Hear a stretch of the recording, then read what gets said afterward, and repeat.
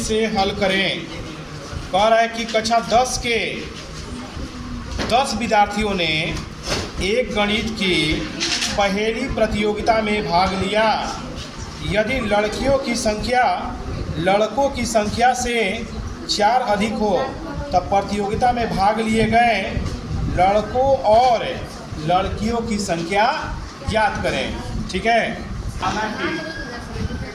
सुनिए,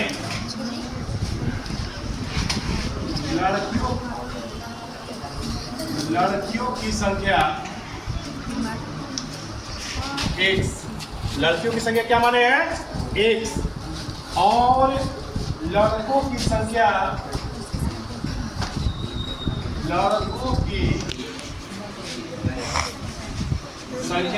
y है। लड़कों की संख्या कितना है बच्चों? अब सुनिए, अब कह रहा है कि लड़का और लड़की मिलाकर कुल 10 को है। x प्लस, सुनिए, x प्लस वाई बराबर 10। सुनिए, x प्लस वाई बराबर 10, यानी लड़की और लड़का मिलाकर क्या को रोशन 10 को।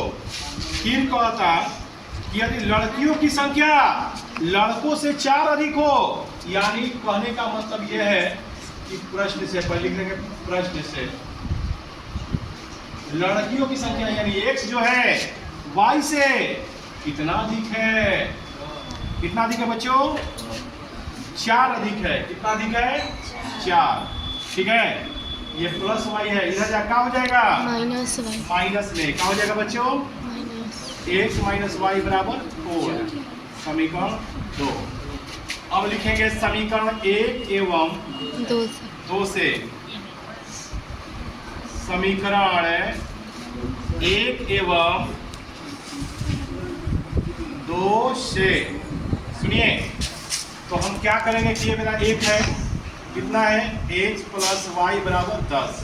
ये 2 है, x माइनस वाई बराबर 4। ये समीकरण 1, ये समीकरण 2।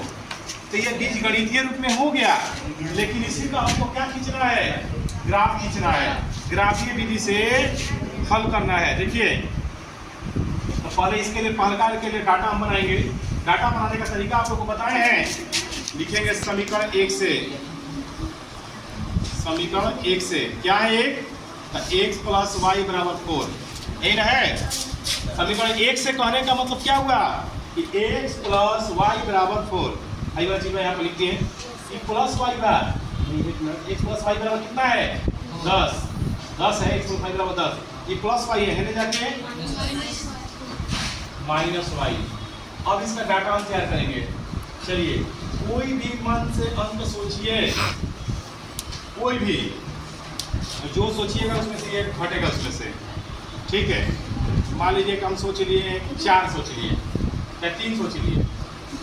अगर y के जगह पर 3 सोच लिए तो 10 में 3 गया 7। कोई भी सोचिए, और कोई बोलिए। चलिए 5, हाँ 5, 10 में से वो घट जाएगा। चलिए 5 सोचिए, जब 5 रख देंगे तो 5, 10 में 5 कितना बच जाएगा? 5। ये बन गया। अब इसके लिए समीकरण 2 से क्या से बच्चों? समीकरण 2 से, ये समीकरण 2 है। सुनिए, क्या हो जाएगा? x माइनस वाई बराबर 4। ये माइनस इधर क्या हो जाएगा? 4 प्लस वाई। इसके लिए हम डाटा तैयार करेंगे। कैसे करेंगे भाई? x y. चलिए मान रखिए, अब इसमें जो भी y की जगह पर हम सोचिए इसमें 4 जुड़ेगा। क्या होगा? जुड़ेगा। कोई भी हम सोचिए, बोलिए 3। चलिए 3 सोचिए। 3 और 4 कितना होगा? 7। और सोचिए 5 और 4 ठीक, तो हो गया। दोनों का डाटा बन गया। अब ग्राफ खींचेंगे। 0 1 2 3 4 5 7 8। सबसे बड़ा मान 9 तक है ना? x का मान माइनस में 2 को भी लिख दीजिएगा ना, 2 3 को, कोई दिक्कत नहीं है। सुनिए, अब क्या करेंगे? चलिए 2 1 2 3 x dash x y y dash, यहाँ पर 1 2 3 4 5 6 7। चलिए मान रखेंगे आप। बताइए फॉर्मूला में x का 7 है, y का 3 है। x का 7 y का 3। खड़ा हो जाओ जी। x का 7 y का 3 कहाँ होगा? x का 7 y का 3, भाई y रेखा का इस पर देखेंगे ना, 7 और 3 कहाँ होगा? बिंदु लगाएंगे, हो गया। 7 के सामने 3 के सामने,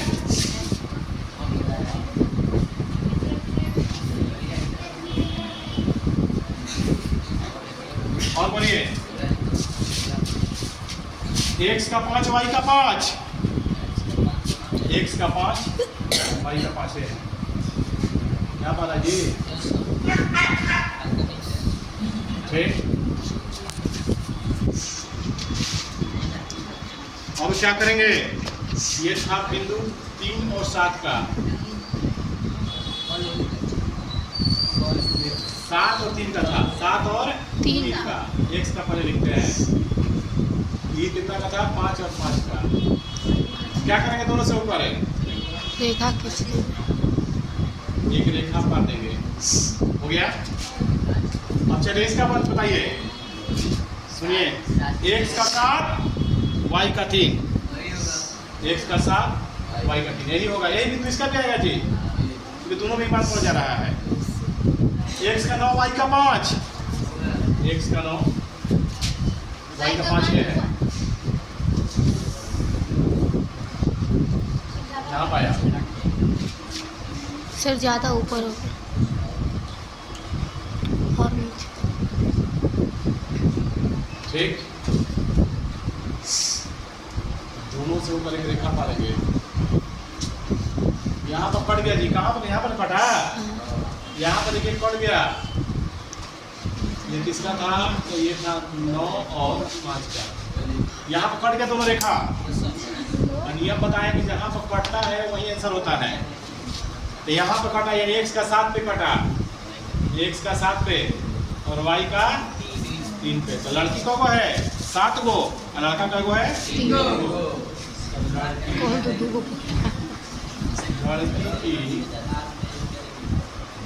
संख्या बराबर 7 और लड़कों की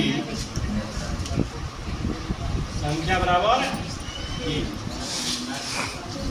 आंसर उतारिए।